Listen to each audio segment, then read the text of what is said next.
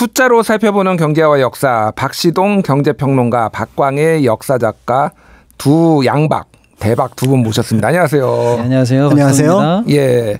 자, 오늘 시간이 많지 않아요. 바로 본론으로 들어가겠습니다. 네. 제가 서두에 오프닝에 말씀드렸는데 지금 최근에 그 가계동향조사 나왔는데 이게 지금 역대급 데이터가 나왔다는데 우리 평론가님이 좀 설명 좀 해주시죠. 굉장히 충격적입니다. 26일 날 일단 통계청이 발표한 조사인데요. 예. 그 가계소득이 1년 전보다 조금 늘긴 늘었어요. 1.4%. 그래서 이제 평균으로 보면 512만 원인데 이제 물가 상승률을 반영을 한 실질 소득을 보니까 오히려 1.6%가 감소했고 마이너스 1.6%? 그렇습니다. 그리고 이제 일해서 버는 돈, 근로소득만 놓고 보면은 3.9%가 감소해서 통계 작성 이래 최대폭 감소를 기록했어요. 그러니까 여기서 이제 근로소득은 많이 줄었는데 또 상대적으로 보면 사업소득이랑 자산소득은 늘었거든요. 예. 그다음에 또 이제 소득 분위별로 이제 5분위가 있는데 1분위가 제일 밑에 층으로 내려가다 보면은 소득보다 오히려 지출이 많은, 그래서 숨만 쉬어도 적자인 계층이 실제로 확인이 됐습니다. 결과적으로 보면은 벌이보다 물가가 많이 올라서 우리 국민 전체가 다 힘든 상황이고 특히 낮은 단계에 계신 분들 입장에서는 숨만 쉬어도 적자 단계에 들어간, 그래서 국민 생활의 고충이 이만저만이 아니다는 게 지표와 통계로 확인이 됐다. 이렇게 좀 말씀드리고 싶네요. 근데 이거가 굉장히 뭐 오랜만이라면 이런 일이 자주 있는 건가요? 아닙니다. 한 7년 만입니다. 그리고 실제로 최근에 급격히 이제 안 좋아졌는데 문제는 이제 구조적으로 안 좋아진다는 좀 느낌이 좀 와가지고요. 그것까지는 이제 사안의 심각성을 좀 깊게 봐야 되는 거죠. 예를 들면 고물가 관련해 가지고 자산이 풀리니까 사업소득이나 자산소득은 올라가는데 또 이분들은 고금리에 대해서도 혜택을 보는 고위층들은, 상위층들은 그럴 수 있는데 근로소득이 줄고 물가가 오르고 가점소득이 줄고 이런 분들 입장에서는 빈곤이 고착화되는 거 아닌가? 이제 그러다 보니까 사회 양극화가 더 심해지는 거 아닌가? 물론 우리가 양극화 문제가 어제 오는 일은 아닙니다만 이제는 구조적으로 이게 고착화되는 거 아닌가라는 신호까지 잡히면서 위기를 불러오는 그런 통계가 나왔습니다. 그렇군요. 어쨌든 가난한 사람들이 상대적으로 더 타격을 입었고 물가 그렇습니다. 오르는데, 그리고 이제 상대적으로 근로소득, 그러니까 소위 말하는 직장인들, 유리지갑들이 더 이제 상대적으로 월급이 덜 오르고 물가는 많이 올라서 타격을 입었다라는 건데, 그러면은 돈이 없으면 이제 뭔가 줄여야 되잖아요. 지출을 줄여야 되잖아요. 뭘 줄였나요, 지출을? 일단은 먹고 사는 문제, 먹는 문제부터 많이 이 타격을 입었다고 봐야 되겠습니다. 실제로 보니까요, 가계 지출 항목에서 이제 식료품비가 차지하는 비중 엔겔 지수가 7.2가 올랐어요. 즉 전체 소득이 줄었으니까 일단 엔겔 지수는 올라간 거죠. 그러니까 전체 대비 엔겔 지수가 비중이, 그러니까 다른데 돈 쓸 일이 없다라는 건데 소득 자체가 줄고 여유가 없다. 그렇습니다. 그다음에 이제 특히 보니까 이제 지출 항목에서 타격을 많이 받는 게 식료품이에요. 식료품 관련해서 7.2가 올랐고요. 과일은 18%가 올랐고요. 특히 이제 물가 관련한 여러 가지 지출이 있지 않습니까? 그런 것들 다 올랐고, 결정적으로 이자 지출이 많이 늘었습니다. 고금리에 적자라 여러 가지 대출을 감내하고 있고, 특히 이제 40대의 영끌족들이 이자가 굉장히 많이 늘었거든요. 이런 부분을 고려해 보니까 지출 항목에서도 많은 부분 이제 크게 부담으로 지금 다가오는 중입니다. 그럼 지출을 더 많이 줄인 것들도 있을 거 아니에요? 주로 이제 사실은 식료품 이런 게 당연히 줄었는데, 먹고 사는 문제 줄었는데, 제가 이제 좀 개인적으로 주목하고 있는 포인트는 뭐냐면, 줄이다 하다 보면 마지막까지 안 줄이는 게 어디냐면 사실 교육비거든요. 교육비요? 아이들 교육이요. 근데 지금은요, 교육비가 실제로 줄었습니다. 교육비가 줄었다. 그러니까 이제 버티다 우리가 왜 어른들 그런 거 있지 않습니까? 우리가 아무리 먹고 살 일이 없어도 아이들 교육은 시킨다. 이게 사실 한국인들의 문화인데, 고기 한 번 덜 먹고 내가 술 한 번 덜 마시고 막 이러잖아요. 이제는 교육비까지도 줄여서 애들 학원비, 보습학원비, 영어학원비 등등, 방과학원비 등등 교육비 지출도 실제로 주는 구간까지 들어가서 이제 아이 교육도 못 시키는 상황까지 이르렀다. 이렇게 좀 봐야 될 것 같고요. 네, 그렇습니다. 그렇군요. 자, 조선시대 과거 얘기 좀 여쭤보겠습니다. 과거에도 물가가 많이 이제 막 오르락내리락 했을 거 아니에요. 특히 이제 기후변화 때문에 날씨 흉년이 들면은 물가가 오를 테고, 풍년이 들면은 좀 여유가 있을 테고, 옛날에는 좀 어땠나요? 네, 기본적으로 지금 말씀하셨던 것처럼 조선시대에는 물가가 지금의 경제 동향하고는 다른, 그러니까 풍흉에 기반을 둔 물가였습니다. 그 원인 중에 하나가 바로 뭐냐면 시장이 발달하지 않았던 부분도 있어요. 그러니까 자급자족 경제가 굉장히 많았던 부분들이 있었기 때문에, 그래서 이제 풍경에 따라서 이제 물가 변화를 이제 표현을 하는데, 정부에서 이제 일종의 공시지가처럼 쌀을 기준으로 해서 한 양에 살 수 있는 쌀의 양을 이제 그때 세금을 거둘 때 이제 표현을 하는데요. 평년인 경우는 한 양에 5말. 예. 그다음에 이제 흉년이면은 4말. 그다음에 풍년이면 6말. 이렇게 이제 정부에서 호조해서 이거를 정리를 해서 내놓습니다. 예. 그럼 요걸 가지고 이제 판단을 하는데 굉장한 흉년일 때는 이게 한 양당 1.8말까지도 올라가고요. 물가가 그러니까 굉장히 한 2배, 3배 올라갔다고 볼 수가 있고 예. 풍년인 경우는 이 8말 정도까지 이제 물가가 떨어지는 경우도 종종 있습니다. 그러니까 한 양으로 살 수 있는 쌀의 양이죠. 쌀의 양이 8말과 얼마요? 1.8까지. 1.8이요. 그러니까 4배 사이로 왔다. 2라고 잡으면은 그 4배네요, 진짜. 네, 근데 이제 평년은 이제 5말, 그다음에 흉년은 4말, 그다음에 풍년은 6말. 이렇게 이제 기본으로 정해져 있는데 예. 이제 극단적인 경우는 이런 경우가 나타난다고 보는 거죠. 이게 너무 좀 뭐라고 해. 지금도 사실 물가 때문에 괴로운데 이 정도면은 이게 백성들이 살기가 힘든 거 아닌가? 이렇게 물가가 막 몇 배씩 뛰어버리면. 그렇죠. 그래서 당시 물가 정책이라고 하는 거는 경제 정책이라기보다는 일종의 그 빈곤한 사람들을 구제하는 정책이었습니다. 그러니까 이제 물가라는 표현보다는 상평창이나 의창이 움직였다라고 하는 게 조선 이제 실록 기준으로 한 3,000건 정도 나오거든요. 예. 이게 바로 뭐냐면은 어려운 사람을 구제하기 위해서 이제 운용되기 시작했다. 이제 이런 평가를 하게 되는데요. 예. 실제로 이제 물가 조절 기관이라고는 하지만 고가 조절 기관이라고 보시면 될 것 같습니다. 상평창이라고 하는 곳이 상시 평준 늘 똑같은 어떤 수준을 유지한다라는 예. 말에서 나온 말인데요. 그런데 이제 이 역할을 정부 자체로만 하기가 어려운 부분들이 있었거든요. 예. 그러니까 이제 이거를 이제 각 지역의 사창이라고 해서 사대부들이 운영하는 어떻게 보면은 구휼 기관이 훨씬 더 효과가 좀 더 컸던 부분들이 있습니다.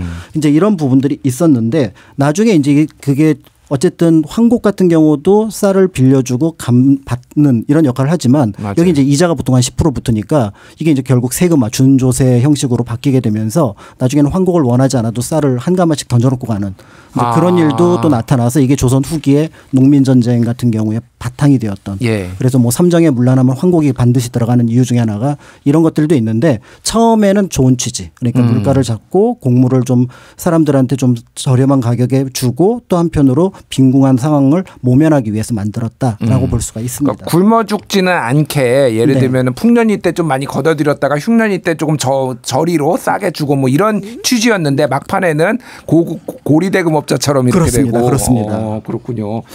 그러니까 제가 이 코너 하면은 옛날 교과서 막 40년 전 교과서가 막 생각이 나요. 기억이 새록새록 납니다. 그러니까 상평창도 이거 고려 시대에 있었던 걸로 처음. 고려 때부터 시작했죠. 그래서 이제 조선까지 이어졌고. 맞습니다. 상평하니까 상평통보가 또 있잖아요. 그렇습니다. 그러니까 상평통보도 같은 개념에서 나온 말이거든요. 예. 그러니까 이제 고려나 조선시대 중국을 계속 보고 있는데 중국에서는 동전이 돌아가고 있거든요. 예. 그런데 세금 내려고 쌀을 내고 있는 상황이니 이게 좀 너무 불편하다. 그다음에 거래에도 문제가 있다라고 해서 그래서 이제 조선 사실은 고려 때부터 동전을 활성화시키기 위한 노력을 굉장히 많이 합니다. 예. 태종 때는 돈 안 쓰면 사람 잡아다가 막 그 곤장을 때리기도 했었거든요.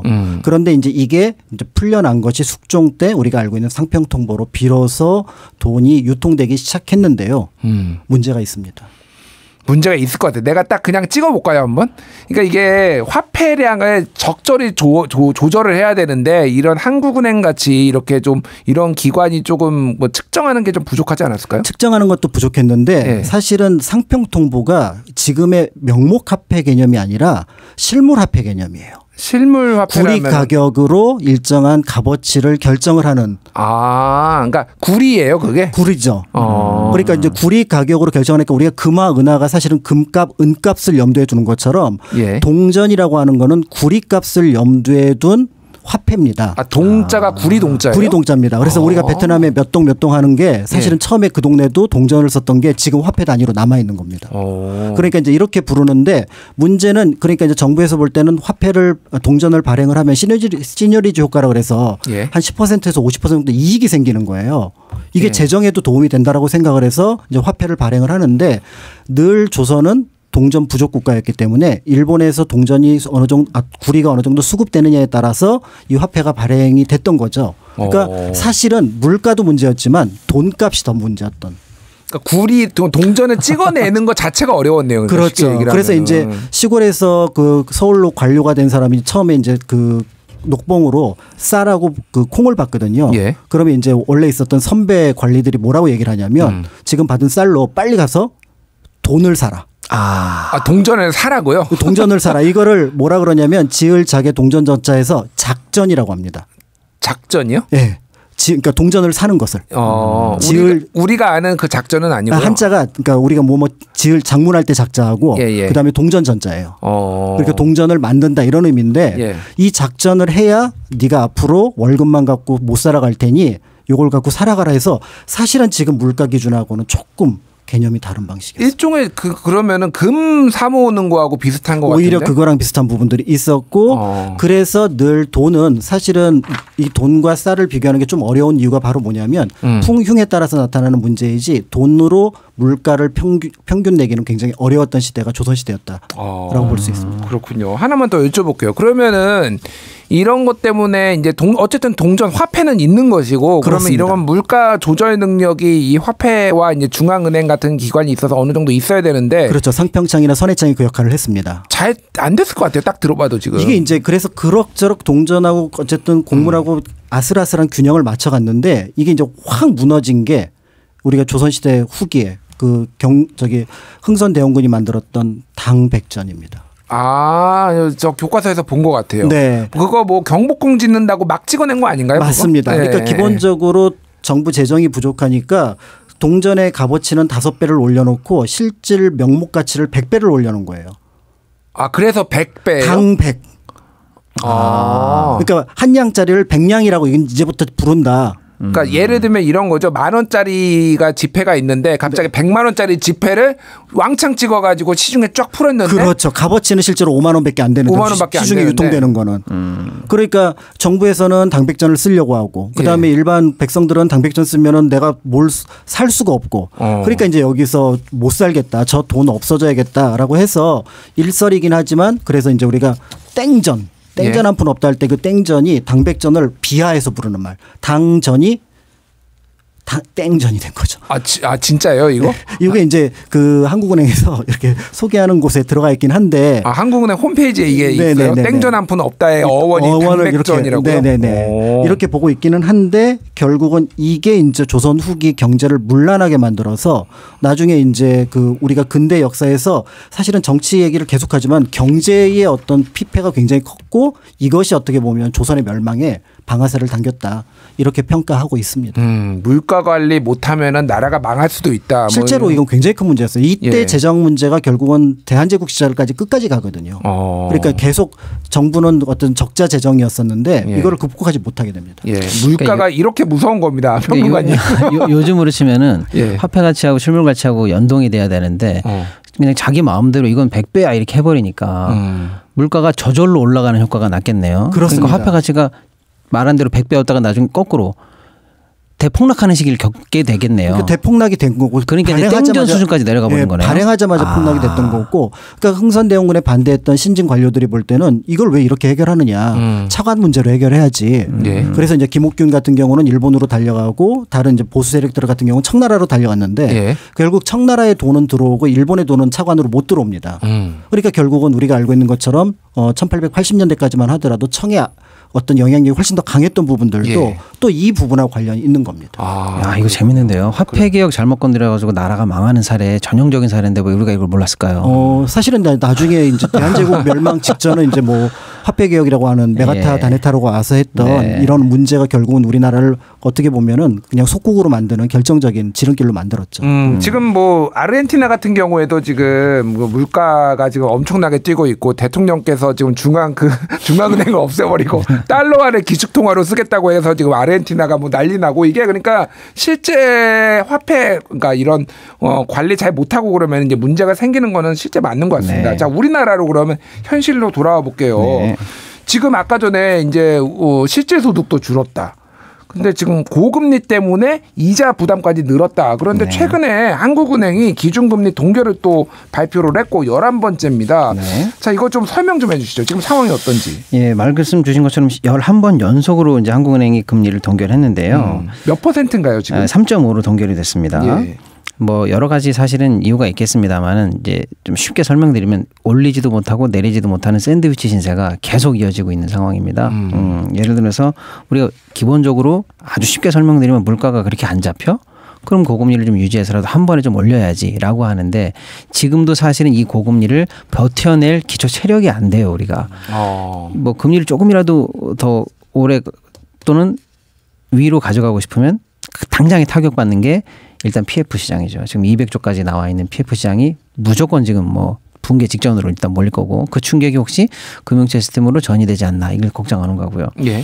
고이자를 감당하지 못하는 그 취약차주들이 엄청나게 많기 때문에 올린다는 건 상상도 못하죠. 그럼 저절로 금리가 내려갈 때까지 이 정도 선에서 아슬하게 버텨줘야 된다라는 게 하나 있고요. 그럼 내려버리지 뭐 경기도 안 좋다는데 라고 하는데 내리자니 미국의 큰형님들이 안 내리고 있죠. 그럼 우리가 먼저 선행적으로 내린다면은 당장에 나올 수 있는 게 이제 환율차. 때문에 이제 고환율이 자극돼서 거꾸로 고환율로 인한 수입 물가 등등등해서 물가 잡기가 더 안 좋아지는 악순환으로 빠져서 사실 올리지도 내리지도 못하는 샌드위치 상황이다. 이게 지금 계속 이어지고 있다라는 거고요. 이 안 좋은 상황을 어느 쪽으로든 뚫어내려면 결국에는 이번에는 사실은 대외 변수인데 예. 미국에서 결국에는 물가가 좀 잡힌다든지 경기가 좀 쿨링이 된다라든지 하는 신호가 나오면 예. 미국 측에서 확실하게 이제 금리 인하 모멘텀이 잡힌다. 그러면 우리도 한미 금리 차이에 대해서 조금 부담을 덜고 인하를 검토해볼 여지가 있는데 미국 물가가 끈적끈적하게 보이면서 아직도 이제 내려갈 만한 확실한 신호는 잡히지 않고 있어요. 그래서 국제적으로 보면은 미국 물가가 연내 인하 한 번 정도 될 것 같은 확률이 점점 더 이제 옛날에 뭐 2번, 3번 했던 게 한 번 쪽으로 수렴하고 그 한 번에 대해서도 약간 지금 시장에서 예측은 뭐 좀 다르긴 합니다만은 반 정도에서 왔다 갔다 하는 걸로 봐서는 아직은 확실하게 어느 시점이 인하다 이렇게 잡히지는 않고 있습니다. 경제적으로. 근데 문제는 예. 이제 미국 대선이 남아 있다는 거거든요. 그래서 경제적인 팩트 말고 정치적 압박으로 인한 금리 인하. 예, 그런 것들은 조금 이제 돌발 변수로 남아 있는 상황이다 이렇게 보겠습니다. 예, 뭐 금리 인하는 지금 쉬워 보이지는 않는데 문제는 지금 경기 전망이 좋다는 얘기가 나오고 있어요. 지금 아까 얘기했듯 실질 소득도 감소해 물가도 뛰고 있어. 그런데 한국은행이 지금 경제 성장률 전망치를 지금 상향하고 있다고. 그 경제는 어느 나라 경제가 도대체 저는 체감을 못 하겠어서 지금 이런 안 좋은 상황인데도 지표 자체가 깜짝 서프라이즈로 나오는 게 한두 개가 있긴 있습니다. 예를 들면 1분기 경제 성장률도 많은 분들이 기대 밖으로 1.3이 나온다든지 해서 좀 놀라셨고요. 한국은행이 이번에 물가를 발표하면서 기준금리를 발표하면서 동시에 올해 경제 성장률 전망치를 기존 2.1에서 2.5로 올려잡았고요. 그렇습니다.